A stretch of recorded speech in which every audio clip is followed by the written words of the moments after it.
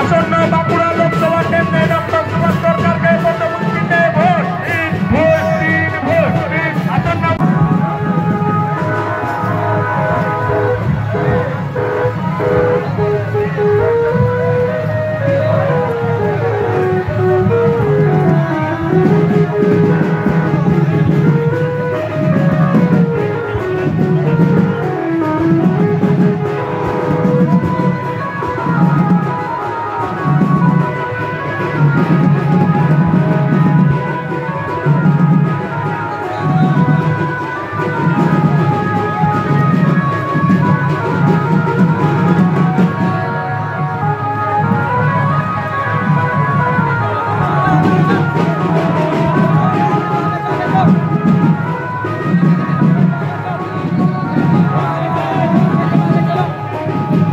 নির্বাচনী প্রচারে বিজেপির রোড শোতে উপস্থিত বালুরঘাটের সাংসদ তথা বিজেপির রাজ্য সভাপতি সুকান্ত মজুমদার।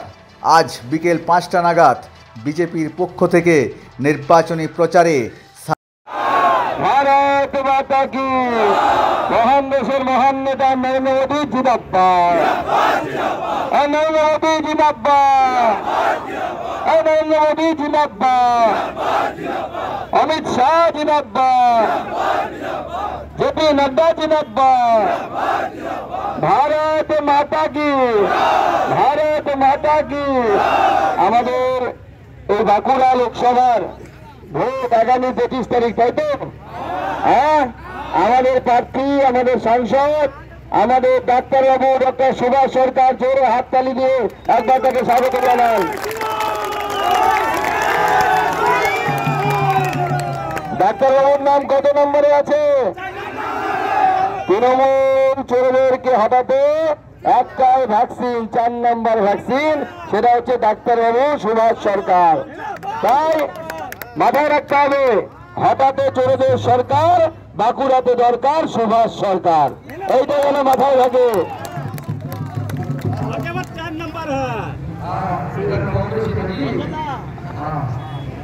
তো আমাদের মাথায় রাখতে হবে যে আগামী 25 তারিখ আসছে দিন পদ্ম ফুলে, 25 তারিখ আসছে দিন পদ্ম ফুলে, 25 তারিখ আসছে দিন পদ্ম ফুলে। এই যে ইভিএম, এই ইভিএম এর 4 নম্বরে আমাদের সুভাষদার নাম থাকবে, তাই তো? এখানে টিপলে পরে সঙ্গে সঙ্গে আলো জ্বলবে। আর মেশিনও জানে, আপনি মেশিনে গিয়ে যখন টিপতে যাবেন বোতামটা, তার আগে বলবেন বি জে, আর মেশিন যেই টিপবেন সঙ্গে সঙ্গে হবে পি, হয়ে গেল বি জে পি। সব মেশিনও জানে কি বলতে হবে, তাই তো? মেশিন পি বলে তো, তাহলে আমাদেরকে কি বলতে হবে? শুধু বি আর হচ্ছে জে, আর মেশিন বলবে পি। হয়ে গেল বিজেপি। পদ্ম ফুলে ভোট দিন, আর চোরদেরকে তাড়াতে হবে। সুভাষদার বিরুদ্ধে ওদিকে দাঁড়িয়েছে কয়লা চক্রবর্তী, তাই তো? হ্যাঁ, আর ও যদি যেতে, তাহলে এখানকার স্থানীয় যারা তৃণমূল নেতা আছেন, যারা দূর থেকে লুকিয়ে আমার কথা শুনছেন, তাদেরকেও কিন্তু ভাগ দিতে হবে কয়লা চক্রবর্তীকে। তাই একবার ভেবে নেবেন, কয়লা চক্রবর্তীকে তৃণমূলের লোকেরা ভোট দেবেন কিনা। এই চোরদেরকে একটাও ভোট না, এই চোরদেরকে একটা ভোট মানে মনে রাখবেন আপনি সমর্থন করছেন সন্দেশখালীতে মহিলাদের সাথে যে ঘটনা ঘটেছে, তাকে আপনারা সমর্থন করছেন। আমরা করব কি? করব কি? করব না। যদি করি, তার মানে তৃণমূল কংগ্রেসকে ভোট দেওয়া মানে লক্ষাধিক লোক এই রাজ্য থেকে অন্য রাজ্যে কাজ করতে যাচ্ছে, পরিযায়ী শ্রমিক হিসেবে যাচ্ছে। কোথায় যায়? বিজেপির মহারাষ্ট্রে যায়, বিজেপির দিল্লিতে যায়, হরিয়ানাতে যায়। তাই নিজের বাড়ির ছেলেকে বিজেপির রাজ্যে না পাঠিয়ে বিজেপিকে নিজের বাড়ির কাছে নিয়ে আসুন, ছেলেও বাড়িতে ফিরে আসবে। আর বিজেপির সরকার গঠন হলে আমরা এখানে শিল্প স্থাপন করব, কর্মসংস্থানের ব্যবস্থা। দিদির মাথা খারাপ হয়ে গেছে। আর যত ভোট যাচ্ছে তত তৃণমূলের সিট কমছে আর বিজেপির সিট বাড়ছে।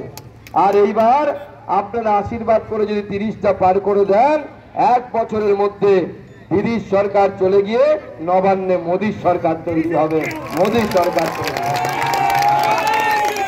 আর এবার লোকসভা জিততে পরেই নরেন্দ্র মোদী আপনাদের জন্য গ্যারান্টি দিয়ে দিয়েছে। কি গ্যারান্টি? রেশনের দোকানে গেলে আমরা মাথা পিছু 5 কেজি চাল পাচ্ছি, পয়সা দিতে হচ্ছে না। বিনা পয়সায় পাচ্ছেন। কতদিন পাবেন?